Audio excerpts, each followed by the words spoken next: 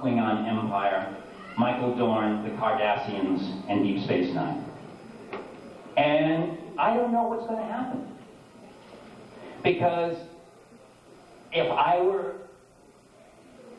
don't know what this is going to satisfy. I don't think it's going to satisfy people who were fans, who were adherents of the classical Star Trek format. I don't know if it's going to satisfy the people who like Deep Space Nine the way it is right now. I'm hoping that there will be some kind of hybrid that will happen. I really hope that that's the case. I have faith in Ira Behr and his writers. They are wonderful writers. And Ira Behr, well, I won't say this. I will say it. I think that if Ira Behr could, he would take Star Trek off the title and just call it Deep Space Nine. And not because he has anything against Star Trek, it's because he really wants the identity of Deep Space Nine to be what it is. But he's going to go along with this because this is what's happening. And all of us in the cast, I can't speak for all of us, I know a few people that I've spoken to, the few members of the cast I am close to, we decided that, it's change time. And if you don't embrace change, as I said yesterday, it'll steamroll you. So, and Michael is a lovely man I've worked with before. And I'm just hoping that it will just expand our possibilities without taking us in a direction that would betray the people who, the fans and the adherents that we've built up to this point. Yes, I don't know, man or woman? Woman? Yes. I can see that now.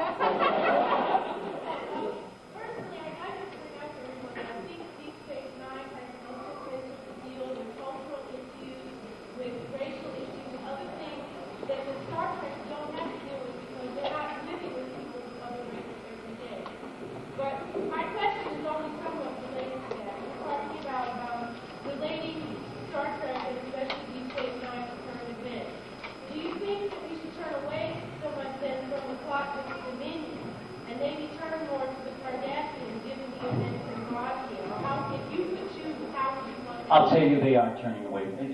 Should they, never mind the question. It comes out in the answer sometimes. They are turning away from the Dominion because they find it's the Dominion. They're finding that the Dominion, they can rely too heavily on the Dominion entity out there, and so that they are moving away from it. And if this 2-hour episode is any evidence, what you're saying about them going back to the sort of Cardassian and Klingon empires and to those political problems in the Alpha Quadrant, that's what's happening. And I agree with you. I do think that Deep Space Nine, in its format of the first 3 years, certainly can deal with cultural, societal, political issues that have relevance to today, and that's. I would hope that won't be sacrificed to turn it into a 10 o'clock Saturday morning cartoon. Yes, ma'am. You were talking earlier about how Garrick is a lonely character and he's an exile, and I was wondering if you knew why the writers chose Dr. Bashir to be his closest friend out of all the characters. Why did the writers choose Dr. Bashir to bring Garrick out of his his what? His funk, yes, his lonely funk. Because the character of Dr. Bashir, I think one of the qualities that they established about him early, and it's a wonder, and if you think about who he is, Dr. Bashir is a scientist. He's a doctor. He's curious. He investigates, he asks questions like any good scientist worth his or her salt asks. And I think that his fascination with Garrick is to find out what Garrick is about. He's not just a Cardassian. He's a person. There is life there. And what kind of life is this? And what point of view? I think that's basically why they did it. Also, he's a bit of a naive. He's an innocent. He's less politically astute. You think of the two of them, and you think of all the people on that station. You think of who is the most politically astute and who's the least politically astute, and there you have the two of them. So he's getting a political education from Garrick. But what Garrick is getting back from Bashir, that's the beauty of it. And that's in this episode, the episode The Wire. That was the beauty of that episode. Because that episode was about friendship. And it's about compassion. And it's about empathy for another person's pain. Which is what Bashir has in spades. He is an empathetic, compassionate human being. He's not just a scientist, he's a doctor, he's a caretaker. When Garrick is ill, when Garrick is in the midst of his addiction, Garrick says, get away from me, let me suffer, let me die in silence, because obviously it's probably some Cardassian code of honor that it's a bummer and a dishonor to be sick, and when you're sick, you just go away like a dog, crawl up into a corner, get yourself comfortable, and die. Bashir says, no, that's not the way a human being does it. So Bashir is giving to Garrick the best qualities of human beings. So that exchange that's why that relationship is beautiful, and that's why that relationship still remains my favorite. And I love the scenes that we do together, and Sid and I have also become quite friendly. And actually, we did a couple conventions together where we got up and made real fools of ourselves. That's a whole other story. Yes, ma'am. You invented a love interest for Gary? No love interest for Gary. No. I'm being flip. Did you have any more to that question? Well, yeah. If you invented one, what species? Oh, we're getting into those waters again. I don't. The thing about I'd love to see an unrequited thing with Garrick. I can't imagine Garrick coming home after work and say, honey, I'm home. Throwing his hat on the hooks, taking off his shoes, putting on his slippers, saying, oh no, what's for supper? I just can't imagine that. But I can imagine him being hopelessly in love with someone, man or a woman. Is this shocking to you? Because I think that Garrick, it's love is love, and Garrick would find it wherever he could find it. And what species? As I said yesterday, as long as the person was a good conversationalist. Because the way to Garrick's heart and his libido is through conversation. But I think you'd have to talk to Bashir about that. I think Garrick's been trying, but Yes, ma'am. If you were the writer, where would you like to take Garrick next? If I were the writer, where would I like to take Garrick next?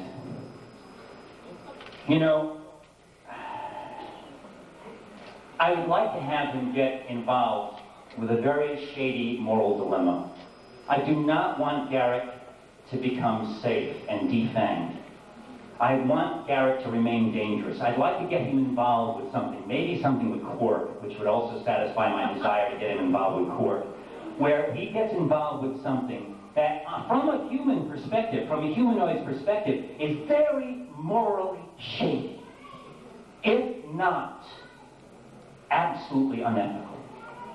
And he gets called on it, and makes his defense for it, and then the sparks fly, whatever. But I'd like to see him go into those dangerous waters, to the darker side of him, not without losing that lightness and so forth. But if he becomes like Uncle Joe, and becomes this avuncular, benign presence, well, you know what I'm talking about. Yes, ma'am. I remember you playing Kennedy in something a few years ago. I guess I played Kennedy in the New Twilight Zone. I remember that. How long did it take for you to get into that character? Because you had it down so well. It looked like Kennedy. You believed it. How long did it take me to get into John F. Kennedy when I played him in the New Twilight Zone? That's by the way, that's one of the episodes that I started mentioning at the beginning. That one was one of my favorite too. And when they hired me for Kennedy, I thought, what did they hire me? I once played Bobby. I was closer when I was younger. I was much closer to a Bobby type, but not to John. I thought, I'm not John Kennedy. I'm Bobby. Why did they hire me for Bobby for this? And they hired me just a few days before they started shooting. So I thought, oh man. Well, because I hadn't played Bobby before, I had the Kennedy accent down, so I could talk like any of the Kennedys. And being from New England and being Irish, there was no problem about that. But I even in my best, but even when in my hippie days, when I had hair down to my kachotskis, I never had that front thing that he had, you know? That's the thing I missed about it, but I love playing it. Basically, I played it from the heart. I played him from the inside. Because I don't look like Kennedy, and I'm not Kennedy, as what's his name said to Dan Quayle, thank you. Yes, I knew John Kennedy. And I tell you what, no, you are not John Kennedy. And I thought he was talking to me, actually. No, I know I'm not John Kennedy. I'm just an actor. Anyway, but I played him from the heart. I played him emotionally, and that's why it was successful.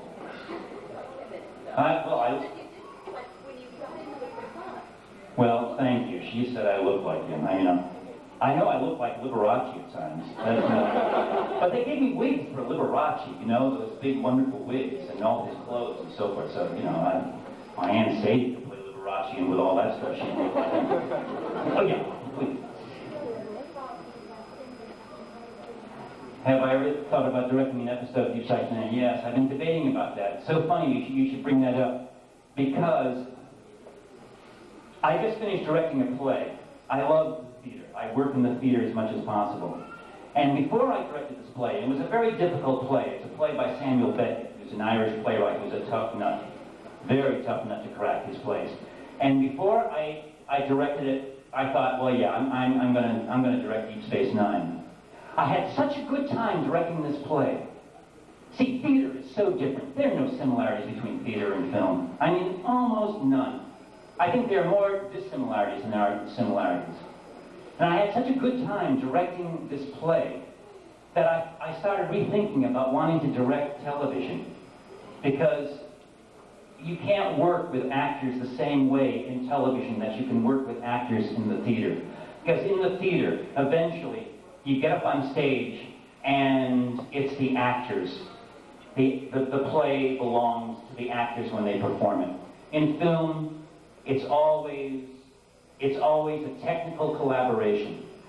And that doesn't interest me as much. I was never much into Tinker Toys. I was never much into,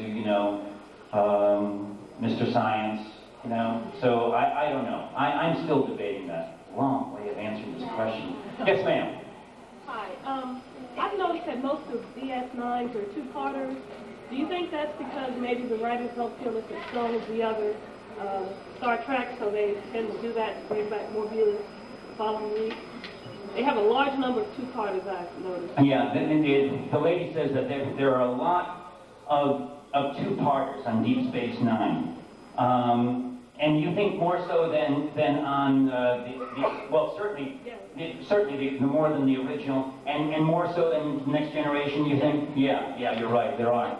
I'll tell you, I don't know why, but I'll tell you why they made that two-parter that I was involved with at the end of last season.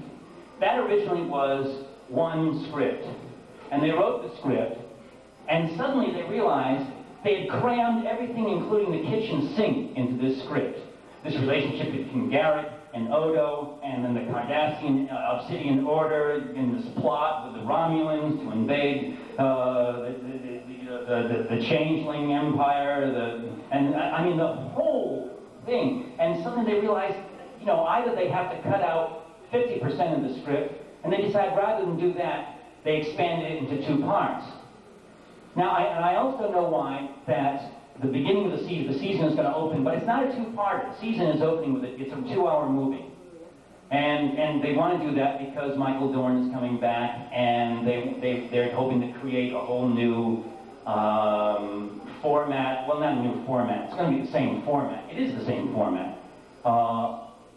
Although, they do take off in that ship. The Defiant, I think, is going to get used a lot more.